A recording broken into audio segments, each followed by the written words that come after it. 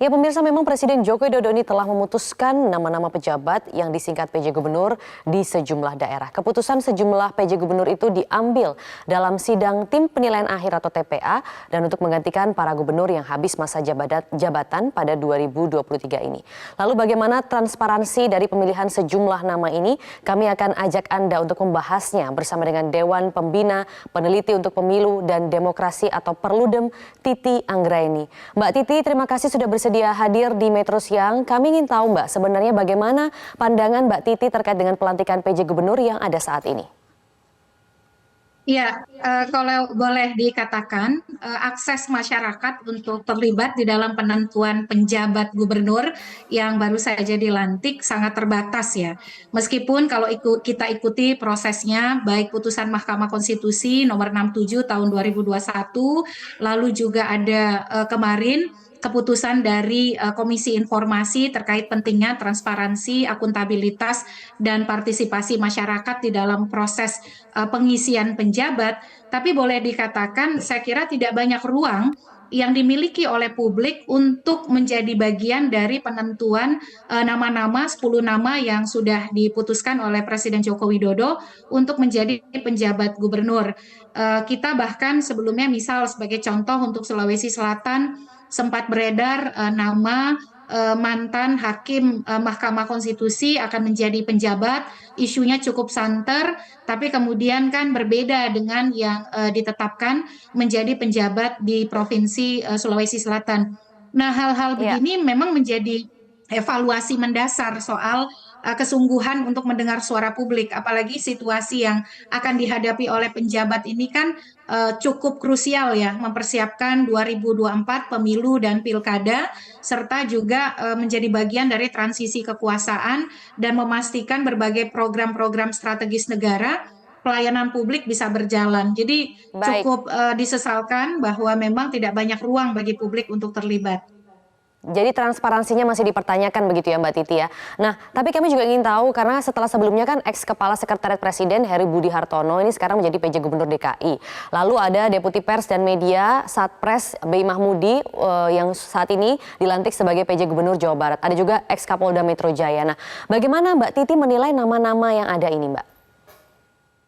Ya, kalau dilihat kan akhirnya spekulasi ataupun anasir-anasir yang sifatnya dikaitkan, yang bersifat asumtif dikaitkan dengan orang-orang dekat kekuasaan menjadi tidak terhindarkan. Karena parameternya lagi-lagi hanya umum saja, yaitu pejabat madya begitu ya. Ketika keterpenuhan prasyarat sebagai pejabat tinggi madya sudah terpenuhi, seolah-olah itu dianggap sebagai sesuatu yang utama saja yang harus dimiliki Oke. untuk menjadi penjabat.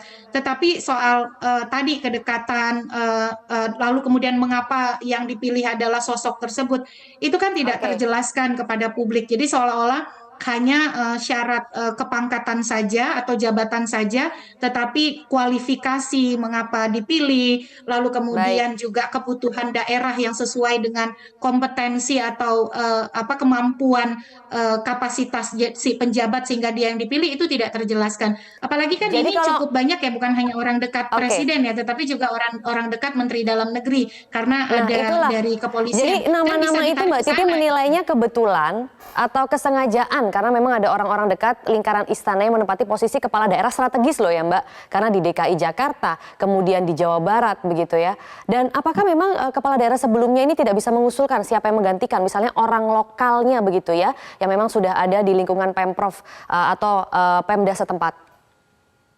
Ya, kalau kebetulan tidak mungkin ya Mbak, karena kewenangan itu kan dimiliki oleh Presiden untuk menentukan siapa yang akan menjadi penjabat gubernur. Jadi pengusulan itu boleh dari Menteri Dalam Negeri, bahkan boleh diusulkan oleh gubernur ataupun DPRD. Tetapi kata akhir, kata pemutus itu adalah Presiden. Jadi nama-nama saja sudah dilokalisir, bisa masuk melalui pintu Menteri Dalam Negeri. DPRD atau pemangku kepentingan daerah hanya bisa mengusulkan, lalu pemutus akhir adalah presiden.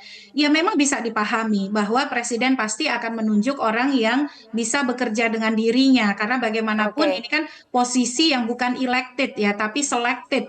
Nah, tetapi yang sangat disayangkan akuntabilitas mengapa nama itu dipilih, lalu kapasitas dan kompetensi apa yang membuat yang bersangkutan cocok untuk Ya, menjadi penjabat di daerah tersebut, itu yang tidak pernah terang benderang dibawa ke ruang publik. Akhirnya apa?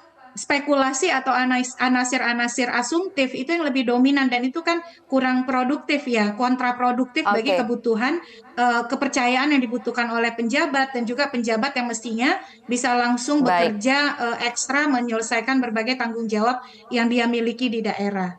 Baik, apakah memang karena ini untuk mengamankan tahun politik, Mbak? Dan kira-kira sebenarnya bagaimana sih keterlibatan yang diharapkan dari publik untuk pemilihan PJ ini yang kalau banyak yang menganggap juga ini mengikis otonomi daerah sebenarnya pemilihan PJ?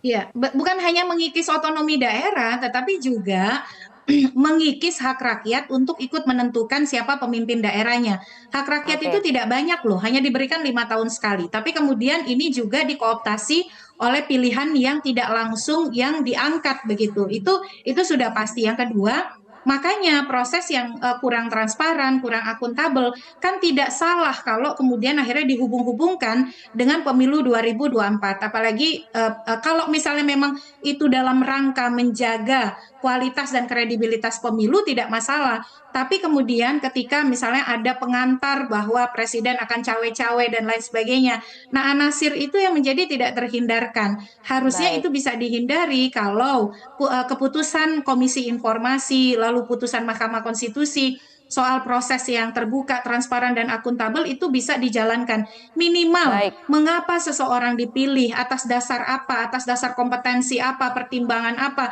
insentifnya bagi daerah seperti apa, itu dijelaskan dengan baik begitu. Oke. Sehingga kita tidak kemudian Transparansi itu ya Mbak menghubung-hubungkannya ya yang dengan. dituntut begitu. Tapi Mbak Titi singkat saja, Mbak Titi memandang ini berarti untuk mengamankan tahun politik, Mbak?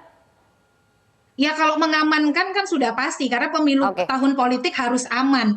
Yang bahaya itu adalah ketika dia tidak lepas dari spekulasi-spekulasi yang muncul dari pernyataan-pernyataan politik sebelumnya. Makanya publik jangan kemudian tidak mengambil peran ya di dalam mengawasi para penjabat ini. Baik. Karena ini soal kepentingan kita, soal pelayanan publik, dan juga memastikan bahwa pemilu 2024 tidak terjadi anasir politik yang merugikan proses kompetisi yang jujur, adil, dan demokratis. Baik, terima kasih Dewan Pembina Peneliti untuk Pemilu dan Demokrasi atau Perludem Titi Anggreni sudah memberikan informasi di Metro Siang. Jelajahi cara baru mendapatkan informasi. Download Metro TV Extend sekarang.